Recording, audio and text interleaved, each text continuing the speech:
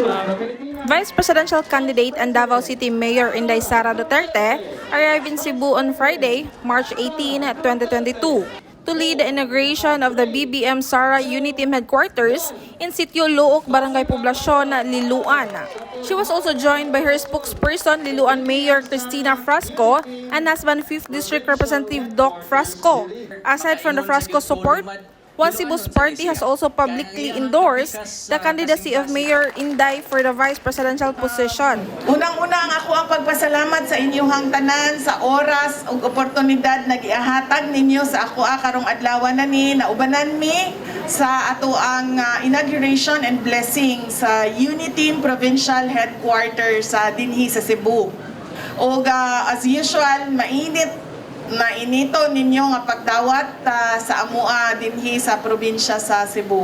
Also present were Ferdinand Martin Romualdez, Anugpong Pagbabago Claudio Bautista of the National Party Lakas Christian Muslim Democrats, the TUCP Party List, Tingog Party List, and BOP Party List, and supporters.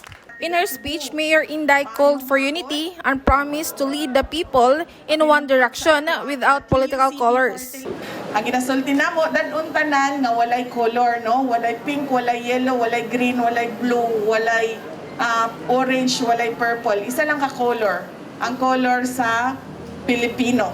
She also said that she would continue her father's Build, Build, Build program, which according to her, Cebu has already benefited from through the third bridge or Cebu-Cordova Link Expressway. Cebu is one of the beneficiaries no, sa pinakadako nga project sa Build, Build, Bid kanang inyong tulay nga naa sa Cordova. Yes, Municipality of Cordova. However, when she asked during the press conference if she is in favor of suspending excise tax on fuel mandated by the Tax Reform for Acceleration and Inclusion or TRAIN law, signed by the Duterte's administration, her only answer was, yes, ang Uniteam nag-release na og statement ni ani no, so mas maayo nga i-review nato ang kadtong gi-release nga press statement for this.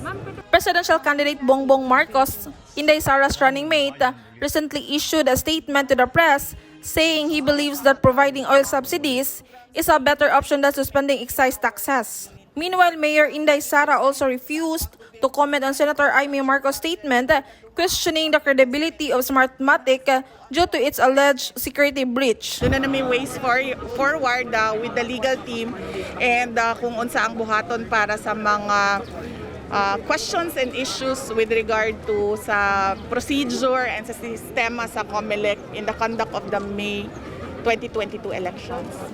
This has been Sheriza Uy from MyTV, Cebu.